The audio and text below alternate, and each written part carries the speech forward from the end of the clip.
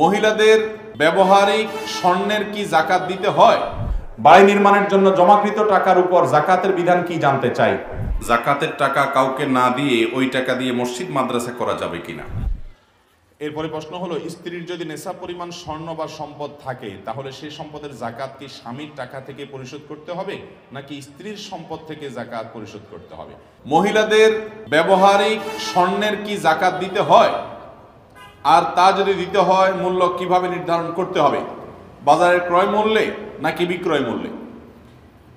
মহিলাদের ব্যবহারিক স্বর্ণের যাকাত দিবেন, এটাই বিশুদ্ধতর মত এবং এটাই সতর্কতাপূর্ণ মত। কোন ইমামগণ বলেছেন দেওয়া লাগবে না, ব্যবহৃত স্বর্ণের বাইরে গুলো যাকাত দিতে হবে। কিন্তু ব্যবহৃত স্বর্ণেরও যাকাত দিতে হবে যদি সেটা নেশাব পরিমাণ হয়। নেশাব কি? নেশাব হলো 7.5 ভরি, গ্রামের হিসাব করলে 85 গ্রাম। এই পরিমাণ স্বর্ণের যদি মালিক হয় কোনো মহিলা বা এর চেয়ে বেশি, তখন সবটুকুর এর চেয়ে বেশি যেটা হবে সেটা না, সবগুলোর যাকাত তাকে দিতে হবে। এখন কথা হলো এটার মূল্য কিভাবে ধরবে? উত্তর হলো এটার বিক্রয় মূল্য ধরবে, ক্রয় মূল্য না। এখন এই স্বর্ণ বাজারে বিক্রি করতে গেলে এটার মধ্যে যে খাত আছে, খাতটা বাদ দিয়ে পিওর যে স্বর্ণ আছে ওইটা মূল্যটা কত বের হবে সেটার যাকাত আপনাকে দিতে হবে 2.5% হারে, বছরে একবার। এখন অনেক সময় দেখা যায় মহিলাদের টাকা পয়সা থাকে না, তো তার পক্ষ থেকে তার স্বামী বা অন্য কেউ যদি আদায় করে দেয়, তাকে জানিয়ে দেয়, তিনি জানেন যে আদায় হয়ে গেছে, তাতেও আদায় হয়ে যাবে। বাড়ি নির্মাণের জন্য জমাকৃত টাকার উপর যাকাতের বিধান কি জানতে চাই। আপনি টাকা জমাইছেন বাড়ি করবেন, অথবা টাকা জমাইছেন এমনকি হজ করবেন, টাকা জমাইছেন 1 লাখ জমছে, এখনো টাকা বাকি আছে, 2 বছর জমে আছে, আপনাকে যাকাত দিতে হবে। আমরা অনেকে মনে করি যে ব্যবসার টাকাতে শুধু যাকাত দিতে হয় না, আপনার টাকাটা পড়ে আছে ব্যাংকে হোক কারোর কাছে হোক, তাহলে ওটা যাকাত আপনাকে দিয়ে যেতে হবে। যাকাতটা টাকার উপরে আসে, এটাকে জরিমানা মনে করবেন না। আপনি টাকা ব্যাংকে রাখছেন, সেই ব্যাংকে যে রাখছেন তার জন্য প্রসেসিং ফি ব্যাংক প্রতি বছর কাটে কি কাটে না? প্রসেসিং ফি কাটে, তো খরচ আছে। ঠিক একইভাবে এই টাকাটা আপনার কাছে আছে, আপনার দায়িত্বে আছে, তার জন্য ফি আমওয়ালিহিম হাক্কুল লিসাইলি ওয়াল মাহরুম, আমাদের সম্পদে ধনীদের সম্পদে গরিবদের কি আছে? অধিকার আছে। আল্লাহ তাআলা আমাদেরকে বুঝার তৌফিক দান করুন। জাকাতের টাকা কাউকে না দিয়ে ওই টাকা দিয়ে মসজিদ মাদ্রাসা করা যাবে কিনা। জাকাতের টাকা এটা আল্লাহর রাস্তায় জিহাদে টাকা ব্যয় করা যাবে। জাকাতের টাকা এটা দাস মুক্তির জন্য দেয়া যাবে, এবং জাকাতের টাকা এটা কোনো ঋণগ্রস্ত মানুষের ঋণ পরিশোধ করার জন্য জাকাতের টাকা দিয়ে ঋণ পরিশোধ করা যাবে, সেটাও ব্যাখ্যা সাপেক্ষ। তো এই জাতীয় খাতগুলো হলো জাকাতের খাত। জাকাত যারা উসুলকারী ইসলামী রাষ্ট্রের, তাদের বেতন জাকাতের খাত থেকে দেয়া যায়, যদি জাকাত উসুল করাই তাদের ডিউটি হয় মূলত, তাহলে সেক্ষেত্রে। এছাড়া জাকাতের টাকা এটা কোনো মসজিদ কিংবা মাদ্রাসায় নির্মাণ কাজে বা জেনারেল ফান্ডে দান করা যাবে। মাদ্রাসায় জাকাতের টাকা দেয়া যাবে যদি মাদ্রাসায় লিল্লা বোর্ডিং থাকে, গরিব ছাত্রদের ফান্ড থাকে, জাকাতের হকদার বাচ্চারা থাকে, তাহলে তাদের জন্য টাকাটা দেয়া যাবে। এটা দিয়া ওই গরিব অভাবী ছাত্রদের ব্যয়ভার বহন করা হবে, সেখানে ওই লিল্লা ফান্ডে দেওয়া যাবে। কিন্তু মাদ্রাসার বিল্ডিং এর কাজে দেওয়া যাবে না, শিক্ষকদের বেতনের কাজে দেওয়া যাবে, উন্নয়নমূলক কোনো কাজে ব্যয় করা যাবে না, কারণ এটা গরিবের হক। আপনি যদি বিল্ডিং করেন মাদ্রাসার, সেখানে শুধু গরিব থাকবে না, ধনীও, তাছাড়া এখানে কোনো গরিব মালিকও হচ্ছে না। এই জন্য মাদ্রাসা বা মসজিদের নির্মাণ কাজে, উন্নয়ন কাজে জাকাতের টাকা দেওয়া যাবে। ওয়াজ মাহফিলে দেওয়া যাবে না, ওয়াজ মাহফিলও জাকাতের টাকা দেওয়া যাবে না। জাকাতের টাকা দিতে হবে গরিব এবং অভাবী মানুষকে, এটা তাদের হক। এরপরে প্রশ্ন হলো, জাকাতের টাকা নিজ হাতে রেখে পুরো বছর নিজ জিম্মায় রেখে খরচ করা যাবে কিনা। সুন্দর একটি প্রশ্ন। জাকাতের টাকা এটা আপনি যদি নিজের হাতে রাখেন, ধরেন কথার কথা এই বছর আপনার জাকাত হয়েছে 50,000 টাকা, আপনি হিসাব করছেন আপনার যা সহায় সম্পদ আছে, ব্যাংক ব্যালেন্স আছে, ব্যবসা বাণিজ্যে টাকা লাগানো আছে, স্বর্ণ গহনা আছে, সবগুলোর হিসাব করে বের করলেন যে আপনার টোটাল 50,000 টাকা জাকাত আসছে, এবং হিসাবটা ওলামাদের সাথে জেনে মাসআলা জেনে বের করবেন। বের করার পরে যদি 50,000 টাকা আপনি দেখলেন হিসাব করে এই বছর জাকাত আসছে, তাহলে এই জাকাতের টাকা আপনি একসঙ্গে দিয়ে দিবেন। অর্থাৎ এটা যখন ফরজ হয়েছে আপনি বের করলেন যে এত টাকা বের হয়েছে, হিসাব করে যখন ফিগারটা বের হলো, তো এটাকে একসঙ্গে দ্রুততার সাথে, একসঙ্গে বলতে একসাথে বান্ডেল ধরে না, দ্রুততার সাথে গরিবদেরকে দিয়ে শেষ করে ফেলবেন। এটাই হলো মূল মাসআলা। যদি আপনি মনে করেন যে আমি একসাথে দিয়ে দিতে চাই, কিন্তু এই মুহূর্তে এত গরিব জাকাতের হকদার আমি প্রপার উপযুক্ত মানুষ খুঁজে পাবো না, তাহলে আমি নিজের কাছে রেখে দিলাম আলাদা করে, ডায়েরিতে লিখে রাখলাম, আমার পরিবার স্ত্রী সন্তান সবাই জানে যে আমার এবছরে 50,000 টাকা জাকাত, এটা আমি আলাদা করে রাখলাম। সেখান থেকে বা অন্তত নোট লেখা রাখলাম, সেখান থেকে আমি কিছু কিছু করে দিলাম, আজকে কিছু দিলাম, এক সপ্তাহ পরে, 15 দিন পরে, 1 মাস পরে আবার কিছু দিলাম, এভাবে দিয়ে দিয়ে শেষ করলাম। এভাবে দিলেও জাকাত আদায় হয়ে যাবে, এভাবে দিলেও জাকাত আদায় হয়ে যাবে। কিন্তু আপনি 50,000 টাকা জাকাত আসছে, এটা শুধু নিজে হিসাব করে মুখস্থ রাখলেন, আর হিসাব টিসাব রাখলেন না, কোথাও লিখলেন টিকলেন না, পরিবারের লোকরাও জানে না, আপনি আন্দাদুন্দা শুধুমাত্র দিয়ে যাচ্ছেন অথবা দিবেন এই মুখস্থ নিয়ত করে বসে আছেন, এটা জায়েজ হবে না। কারণ আপনার যে কোনো মুহূর্তে মৃত্যু হতে পারে, তখন আপনার জাকাতটা আদায় হবে না যদি আপনি এটাকে আলাদা না করেন, কিংবা হিসাব করে পৃথক না করেন, কিংবা পরিবার এদেরকে যদি সাক্ষী না রাখেন, জানায় না রাখেন। এই জন্য গরিবের হক যাতে নষ্ট না হয়, জাকাত যাতে কোনোভাবে রিস্কের মধ্যে না পড়ে, সেই জন্য সেই ব্যবস্থা করে আপনি আস্তে আস্তে চাইলে দিতে পারবেন। আমি কি বুঝাতে পারছি? এরপরে প্রশ্ন হলো, স্ত্রীর যদি নেশা পরিমাণ স্বর্ণ বা সম্পদ থাকে, তাহলে সেই সম্পদের জাকাত কি স্বামীর টাকা থেকে পরিশোধ করতে হবে, নাকি স্ত্রীর সম্পদ থেকে জাকাত পরিশোধ করতে হবে? দেখুন, স্ত্রীর যদি স্বর্ণ থাকে, গহনা থাকে, জাকাত দেওয়ার মতো নেশা পরিমাণ হয়, তাহলে এটার জাকাত স্ত্রীকেই দিতে হবে যদি এটার মালিক স্ত্রী হয়। আর যদি মালিক স্ত্রী না হয়, স্বামী মালিক হয়, তাহলে স্বামীকে দিতে হবে। এখন একটা জটিলতা হলো, আমার দেশে মহিলাদের যে গহনা, এটার মালিক আসলে কে, এটা বলা খুব কঠিন। বলেন তো, বউয়ের যে স্বর্ণ গহনা আছে, এগুলোর মালিক কে? বউ নিজে না স্বামী? মহিলা নিজে। আচ্ছা, মহিলা যদি নিজে ওইটার মালিক হয়, মহিলা চাইলে কি বিক্রি করে ফেলতে পারবে? উত্তর দেন। তো মালিক হলে তো ওনার চাইলে উনি বিক্রি করতে পারার কথা, কিন্তু পারবে? এটা জটিল আমাদের দেশে। গোজামিল বলে এটাকে, গোজামিল। এই মহিলাদের সম্পদ নিয়ে আমরা গোজামিল করি। মহিলা যদি সম্পদের মালিক হয়, সে ওইটা পুরাটা বিক্রি করে তার বাপকে, তার মাকে, তার ভাই বোনকে দিয়ে দিলে, স্বামী হিসাবে, শ্বশুর শাশুড়ি হিসাবে তার এই বেচার ব্যাপারে আপনাদের কোনো আপত্তি থাকবে না? থাকবে না? আমাদের দেশের রিয়েলিটি বলেন, বাস্তবতা বলেন, আপত্তি থাকে না? এটা কেমন কথা হলো? মালিক যদি সে হয়, তাহলে তার সম্পদ সে কি বিক্রি করে ফেলবে না কাকে দান করে দিবে, এটা তো তার ব্যাপার। এই ব্যাপারে কি আর কারোর কোনো সে থাকার কথা? কিন্তু আমার দেশে সে থাকে কি থাকে না? এই থাকার মাধ্যমে প্রমাণ করা হচ্ছে তাদেরকে আমরা মুখে মালিক বানাচ্ছি, আসলে তাদের মালিকানাকে স্বীকার করছি। এমনকি বিদেশ যাওয়ার সময় বউরে বলতেছেন, গহনাগুলো দাও, বিক্রি করে আমি বিদেশ যাই, পরে আমি তোমারে কিনে দেব। বউ যদি বলে, না, তুমি তো লোন চাইছো আমার কাছে, আমি লোন তোমাকে দিলাম না, আমার সম্পদ, আমি কাকে লোন দেবো না দেবো এই সম্পূর্ণ স্বাধীনতা ইসলাম আমাকে দিচ্ছে, আমি তোমাকে লোন দেবো না, বিশ্বাস হয় না, তুমি আবার বিদেশে যায় টাকা কামাই করে সফল হয়ে তারপর আমার স্বর্ণ কিনে দিতে পারবা কি পারবা না, আমি দিলাম না। এরকম না করার অধিকার কি মেয়েদের আছে? আরে শরীয়ত তো অধিকার দিছে, আমাদের সমাজে কি এরকম অধিকার দেওয়া হয়? যদি সে মালিক হয়, তাহলে তার সে অধিকার থাকার কথা কি কথা না? এই জন্য আমি বলি, মহিলাদের স্বর্ণ গহনা নিয়ে আমাদের দেশে একটা বিরাট গোজামিল আছে। এই অর্নামেন্টগুলোর মালিক আসলে বেচারীরা কিনা, আমরা মুখে বলি, বাস্তবে তাদেরকে সেটার মালিক বানায় না। এটার জন্য আমি বলি, শুনেন, স্বামী হিসাবে আপনি স্ত্রীকে গহনা দিলে হয় পরিষ্কার করে বলে দিবেন, এটা তোমাকে আমি গিফট দান করে দিয়ে দিলাম, হাদিয়া দিলাম, উপহার দিলাম, আর মোহর হিসাবে দিলে এটা তো তার প্রাপ্য অধিকার, এটা তুমি মালিক। এরপরে সে এটা যা খুশি তা করবে, সেই অধিকার তাকে দিতে হবে। তাহলে এই স্বর্ণের জাকাত ওই মহিলাকেই দিতে হবে, যেহেতু তিনি মালিক। আরেকটা হতে পারে যে আপনি বিদেশ গেছেন, বউয়ের জন্য 2-4-5 ভরি স্বর্ণ কিনছেন, 10 ভরি স্বর্ণ কিনছেন, এখন বউকে সেটা দিচ্ছেন আপনি। আবার আপনার যখন দরকার হবে জমি জমা কিনবেন বা বিদেশে যাবেন, তখন আবার বিক্রি করে ফেলবেন, এরকম উদ্দেশ্য আপনার যদি থাকে, তাহলে স্ত্রীকে দেওয়ার সময় বলবেন, এটা তোমাকে দিলাম, তুমি ব্যবহার করো, মালিক আমি, যখন ইচ্ছে তখন বিক্রি করে ফেলবো। এরকম বললে বউ বলবে, তাহলে এটা দেওয়ার দরকার কি, আর তোমার স্বর্ণই দরকার নেই। এই জন্য পুরুষরাও গোজামিল করে, মনে একটা রাখে, বাইরে আরেকটা বলে, চিটারি করে, বলে তোমাকে দিয়ে দিছি গো, তুমি ব্যবহার করো, আসলে বিক্রি করে ফেলবে চান্স পাইলে। এই 2 নম্বরই পুরুষরা করে, কি করে না? ইসলাম কিন্তু লেনদেনের ক্ষেত্রে পরিষ্কার হতে বলে, একদম পরিষ্কার হতে হবে, হোক সে স্ত্রী, হোক সে বাবা মা। এই একই সমস্যা প্রবাসীদের বাবা মার সাথেও হয়। বিদেশ থেকে টাকা পাঠায়, বাপে জমি কিনে, আব্বা আব্বা আপনার নামে নেন, আপনার নামে নেন, কিন্তু উদ্দেশ্য হলো আমার জমি আপনার নামে রাখেন আর কি, বাপরে খুশি করে। এরপরে বাপ মা মরার পরে ছোট ভাই বোন এসে বলে বাপের নামে জমি যেহেতু ভাগ আমরাও পাবো। বেজাল লাগে, লাগে কি লাগে না? এই জন্য লেনদেনের মধ্যে কোনো ধানাই পানাই, কোনো ছলছাতুরি, কোনো ঝাপসা রাখা উচিত না।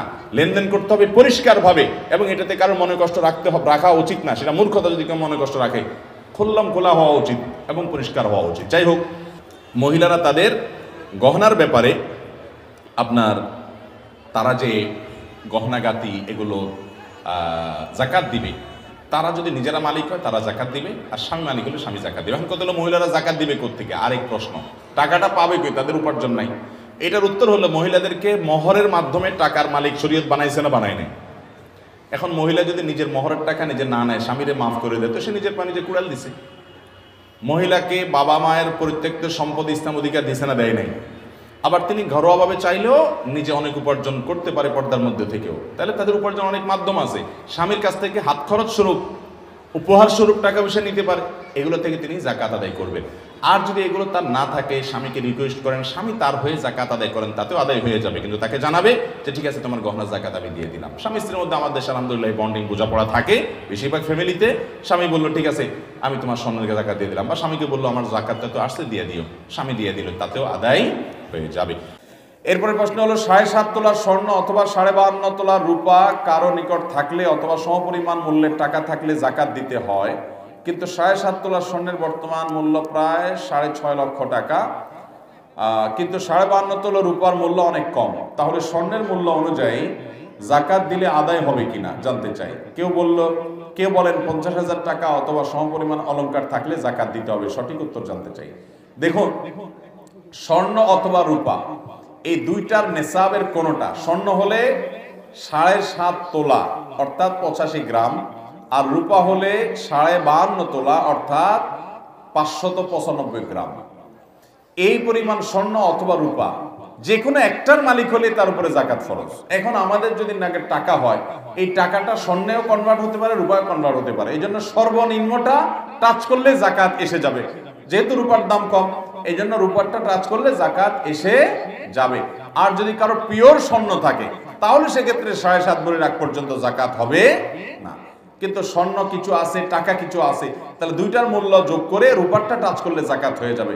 শুধু স্বর্ণ থাকলে শুধু তখন 7.5 ভরির আগে জাকাত আসবে না। এই বিষয়ে ওলামা ইকরামের তেমন কোনো মত পার্থক্য আছে বলে আমার জানা নাই, যদিও এটা আমাদের অনেকের বুঝে নাও আসতে পারে, কিন্তু মাসআলা এটাই এবং চূড়ান্ত সিদ্ধান্ত এটাই। এরপরে প্রশ্ন হলো, ফোরকানিয়া মাদ্রাসায় ফিতরা জাকাত কোরবানির চামড়া টাকা দেওয়া জায়েজ হবে কিনা? যদি কোনো মাদ্রাসায় লিল্লাহ ফান্ড থাকে, এতিম গরিব ছাত্ররা থাকে, তাদের জন্য ফান্ড থাকে, তাহলে সেই মাদ্রাসায় জাকাতের টাকা ওই ফান্ডে গরিব ছাত্রদের জন্য দেওয়া যাবে, অথবা ফিতরা আপনি দিতে পারবেন, সেখানে কোরবানির চামড়া আপনি দিতে পারবেন, মানতের টাকা আপনি দিতে পারবেন, গরিবদেরকে খাওয়ানো মানত করলে, যেহেতু সেখানে গরিবদের ফান্ড আছে। কিন্তু ওই টাকা মাদ্রাসা কর্তৃপক্ষ শিক্ষকদের বেতনে দিতে পারবেন না, বিল্ডিং বা কোনো স্থাপনা নির্মাণে ব্যয় করতে পারবেন না, কারণ জাকাতের টাকা এটা গরিবের হক। বিল্ডিং বানাইলে ওখানে তো বড়লোক ছাত্রও পড়তে পারে, গরিব ছাত্রও পড়তে পারে, সবাই পড়বে, ওইরকম খাতে দেওয়া যাবে না। জাকাত শুধুমাত্র গরিবকে দিতে হবে। এই জন্য গোরাবা ফান্ড বা এতিম লিল্লাহ ফান্ড থাকলে সেই মাদ্রাসা আপনি এগুলো দিতে পারেন, কোনো অসুবিধা নাই। আমি একজন গৃহিণী, আমার প্রায় 4 ভরি স্বর্ণের অলংকার রয়েছে, রূপা বা নগদ টাকা জমা নেই। 4 বছর পূর্বে পিতার সম্পত্তি থেকে কিছু টাকা পেয়ে একটা রিক্সা ক্রয় করি, কিছুদিন পর তা একজনের নিকটে বিক্রি করি। ক্রেতা অল্প কিছু টাকা দেওয়ার পর বাকি 26,000 টাকা দেব করে দেয় নাই। এভাবে 4 বছর পার হয়েছে। প্রশ্ন হলো আমার উপর জাকাত হবে কিনা, যদি হয় বিগত 4 বছরে জাকাত দিতে হবে কিনা? উত্তর হলো জাকাত দিতে হবে, কারণ শুধু স্বর্ণ যদি হয় 7.5 ভরির নিচে জাকাত আসবে না, কিন্তু স্বর্ণের সাথে যদি আপনার নগদ টাকা থাকে তাহলে স্বর্ণের মূল্য, বিক্রয় মূল্য এবং নগদ টাকা মিলিয়ে রূপারটা টাচ করলেও জাকাত দিতে হবে। আর রূপার নেসাব কত? 595 গ্রাম রূপা 52.5 তোলা হয়, ভরি হয়। এই পরিমাণ রূপা কেনার টাকা অনেক বেশি না, অনেক অল্প। সেটা হলো আপনার বোধহয় বর্তমান বাজার মূল্যে কত, 40-50 বা 60,000 হবে, এর কম বেশি প্লাস মাইনাস হবে। তো এইরকম টাকার মালিক হলে জাকাত এসে যাবে, অতএব আপনার উপর জাকাত আসবে। আপনি কারোর কাছ থেকে বিক্রি করেছেন রিক্সা, তার টাকা অর্ধেক পেয়েছেন, বাকিটা পান নাই, বাকিটা যেটা পাওনা আছে পাওয়ার আশাও নাই, যদি এরকম হয় তাহলে সেটা আপনার জাকাত কাউন্ট করতে হবে না, যেটা আছে এটার জাকাত আপনি দিয়ে যাবেন। এরপরে প্রশ্ন হলো, স্ত্রীর স্বর্ণের জাকাত ও ক্যাশ টাকা থাকলে ও স্ত্রীর কোনো ঘরের অন্য কিছুর রেন্টাল ইনকাম থাকলে উহার জাকাত সবসময় হিসাব করে স্বামী দিয়ে আসছে, সেই ক্ষেত্রে আমার মনে হয় স্ত্রীর জাকাতের গুরুত্ব সম্পর্কে বুঝতে পারবে না। সেক্ষেত্রে স্ত্রীর টাকা থেকে জাকাত দেওয়ার কোনো বিধান আছে কিনা? ভাই, যার যার জাকাত তাকে দিতে হবে। স্বামীর জাকাত স্বামী দিবে, স্ত্রীর জাকাত স্ত্রী দিবে। শরীয়তে আর্থিক বিষয়গুলো প্রত্যেকটা যার যার উপর ন্যস্ত করেছে, যার যারটা শেষে করবে।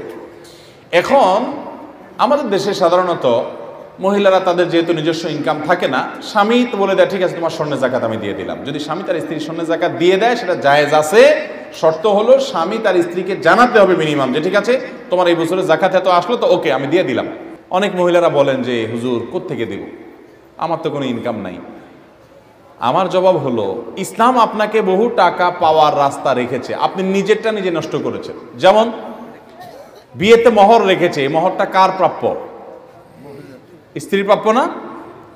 এখন আমাদের দেশে বাটপার স্বামীগুলো, যেগুলো বাটপার আর কি, এগুলো বাসর রাতে বউরে ধরে হাতে পায়ে ধরে মাপটাপ চায়, বলে যে দেখো এখন মোহর তো মুরব্বীরা ধরে 10 লাখ 20 লাখ ধরছে, আমি গরিব মানুষ বেতন পাই 10,000, কোত্থেকে 10 লাখ 20 লাখ দেবো, কিন্তু তোমার কোনো টেনশন করার কারণ নাই, তো কয়দিন পরে ইটালি চলে যাচ্ছি, কয়দিন পরে আমি মালয়েশিয়া চলে যাচ্ছি, সৌদি আরব চলে যাচ্ছি, কে দেখবে, টাকা তো সবই তোমার। আমার দেশে মেয়েরা লাজুক, বেচারীরা দেখা যায় যে তখন এই পুরুষের ফুসলানিতে পড়ে বলে যে না না না কি যে বলেন, আমার এইসব দিয়ে কী হবে, আমার কিছু দরকার নাই, আপনি থাকলেই হবে। এই এক কথা বেচারি নিজের হকটা দিলুনি শেষ করে। আপনারা জেনে অবাক হবেন, নবী করিম সাল্লাল্লাহু আলাইহি সাল্লামের মেয়ে ফাতেমা রাদিয়াল্লাহু তাআলা আনহা, তার বিয়ে যখন আলী রাদিয়াল্লাহু তাআলার সাথে ঠিক হয়, উনি রাসূল আকরাম সাল্লাল্লাহু আলাইহি ওয়াসাল্লামের কাছে মেয়ে হয়ে বাবার কাছে, দেখেন কি অধিকার ইসলাম মেয়েদেরকে দিছে, আমরা তো জানিও না। উনি মেয়ে হয়ে বাবার কাছে আর্গুমেন্ট করেছেন বিনয়ের সাথে যে আমার মোহর যেটা ধার্য করা হয়েছে আমি সেটা অগ্রিম চাই, অর্থাৎ আগে ভাগে দিয়ে দেওয়া, পরিশোধ করার দাবি করি। এবং নবী সাল্লাল্লাহু আলাইহি ওয়াসাল্লাম ব্যবস্থা করেছেন। আমাদের সমাজে কোনো মেয়ে যদি বাসরাতে স্বামীকে বলে, বাসরাত তো পরের কথা, বিয়ের অনুষ্ঠানে বা বিয়ের কথা পাকাপাকি হয়েছে তখন যদি ছেলের বাপের কাছে খবর পাঠায় মেয়ের বাপে যে আমার মেয়ে বলছে আপনার ছেলেকে মোহরের টাকাটা আগে দিয়ে দিতে, তারপরে আপনারা আসেন, বিয়েই ভেঙে যাবে। ঠিক কিনা বলেন? বলবে যে কি মেয়ে দেখছো কি ডেঞ্জারাস, আরে বাপরে বাপ, তার অধিকারটা সে চাইলে ডেঞ্জারাস হয়ে যায়। এটা ঠিক যে আমাদের মেয়েদের মধ্যে স্বামীর অবাধ্যতা ভয়াবহ আকারে বেড়ে চলেছে। পশ্চিমা দুনিয়ার নানান প্রপাগান্ডায় পড়ে আমরা স্বামীর বাধ্যগত হওয়া ভুলে গেছি। ইসলামী পরিবার ব্যবস্থাপনায় স্বামী অভিভাবকের মতো, স্বামীকে শ্রদ্ধা করবেন, মেনে চলবেন, যতক্ষণ তিনি অন্যায় নির্দেশ না করবেন ততক্ষণ পর্যন্ত, অন্যায্য নির্দেশ না করবেন ততক্ষণ মধ্যে তাকে মেনে চলবেন এবং গার্ডিয়ান হিসেবে মেনে চলবেন। কিন্তু এর মানে এই না যে স্বামী যা বলবেন তা অন্যায় করলে আপনি তা করবেন। এই দিক থেকে যেমন ঘাটতি আছে, আবার স্বামীরও স্ত্রীদের হক আদায়ে ঘাটতি করেন। তো যেটা বলছি যে একজন নারী তিনি তার মোহরের টাকাটা যদি পান, তাহলে সেক্ষেত্রে এই টাকা থেকে তিনি জাকাত দিতে পারবেন, দান করতে পারবেন, বাবাকে দিবেন, মাকে গিফট করবেন, ভাই বোনকে গিফট করবেন, স্বামীকেও কিছু দিবেন। আবার তিনি বাবার সম্পদ থেকে পায়, মায়ের সম্পদ থেকে পায়। এই ক্ষেত্রে আমরা মেয়েদেরকে বঞ্চিত করি। এই দেশে বিশেষ করে আর্থিক বিষয়ে মেয়েদের উপরে যেই পরিমাণ অবিচার আমরা করি, অনেক নিয়মিত নামাজি লোকেরাও করে। আপনার বাবা মারা গেছে, আপনার বাবার সম্পদ যাই থাকুক আর কিছু নাই, গর্বিটাটা আছে, এটার মধ্যে আপনার বোন বেঁচে থাকলে তাদের অধিকার আছে না নেই? কয়জনে দেয় বলেন? খুব কম। এই চিটাগাং এয়ারপোর্টে একবার আমি বের হচ্ছিলাম মানে ঢাকার দিকে, তো এক ভদ্রলোক দৌড়ে আসছে, এয়ারপোর্টে চাকরি করেন, এসে বলছে হুজুর আপনার একটা ওয়াজ শুনে আমার বোন আমার খুব ডিস্টার্ব করতেছে, আপনি একটু আমাকে সঠিক উত্তরটা দেন। হ্যাঁ কি আমার ওয়াজ আবার কি বলে হলো যে বোনে ডিস্টার্ব করতেছে? আমি মনোযোগ দিয়ে শুনলাম, একটু ব্যস্ত ছিলাম। তো বললো যে আপনি বলছেন বোনের হক বাপের সম্পদে দিতেই হবে, অথচ আমি বোনকে টাকা পয়সা দিয়ে বিয়ে শাদী করাইছি, বাপ অসুস্থ ছিল চিকিৎসা করাইছি, তারপরও দিতে হবে, এটা কেমন অবিচার? আমি বললাম খুব দরকারি কথা বলছেন। শুনেন, মেয়েকে বিয়ে দেওয়া এটা বাবার কর্তব্য। বিয়ের জন্য যদি খরচ করা লাগে সেটা বাবা করবেন, ওটা তার কর্তব্য পালন করেছেন, ওইটা মেয়ের অধিকার থেকে হক থেকে কাটাকাটি করা যাবে না। ঠিক একইভাবে আপনার বাবা অসুস্থ হয়েছেন, আপনি ট্রিটমেন্ট করেছেন, এটা অবশ্য আপনার উপরে কর্তব্য না। যদি বাবার সম্পদ থাকে আপনি সেই সম্পদ বিক্রি করে করবেন, অথবা আপনি লোন দিবেন, পরে বাবার সম্পদ থেকে কেটে নেবেন, এটা আপনার রাইট। আপনি মেয়ে বোনকে বিয়ে দিয়েছেন, পড়ালেখা করাচ্ছেন, এই কথা বলে এই অজুহাত তুলে তার হক থেকে তাকে বঞ্চিত করবেন, এটা দিতে পারবেন না। অনেক এলাকায় আছে, আপনাদের এলাকায় আছে জানি না, একটা জাল হাদিস আছে। জাল হাদিসটা হলো বাবার সম্পদে বাবার সম্পদে, মায়ের সম্পদে, বাবার বাড়ির সম্পদের ভাগ নিলে, বাবার মায়ের হক নিলে মেয়েরা সেটা কি, সেটা সয় না। আপনাদের এলাকায় আসেনি এসব কথা? চিটাঙ্গা ভাষা কি কয়? নশয়। বাবার বাড়ির সম্পদ নিলে মাইয়া ফোয়ারা নশয়। এই জালহাদিস যে বাটপার বানাইছে, ওই বাটপারটা হয়তো কোনো পুরুষ ছিল, বোনদের হক মারার জন্য এই হাদিসটা বানাইছে সে। একই বাবার সম্পদ, তুমি ছেলে, তুমি খাইলে তোমারে সইবে, ওই বেচারি মহিলা নিলে তারে সইবে না। এগুলো হলো ধানাই পানাই। অনেক বাপমা আছেন এই মামলার আসামি, বাপমা নিজে। কিভাবে?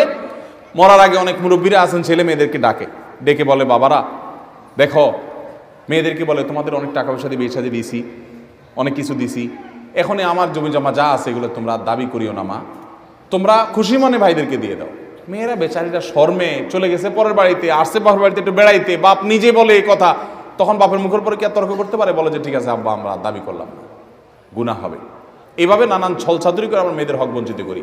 তো মেয়েদের হক থেকে বঞ্চিত করার কারণে বেচারাদের কোনো টাকা পয়সা থাকে না, ওই জাকাত দেওয়ার জন্য স্বামীর দিকে তাকিয়ে থাকতে হয়। মেয়ের মহর, বাবার সম্পদ, মায়ের সম্পদের হক, এগুলো সব যদি তারা বুঝে পাইতেন, তাহলে তাদের মহর দিতে কারোর দিকে তাকানো লাগতো না।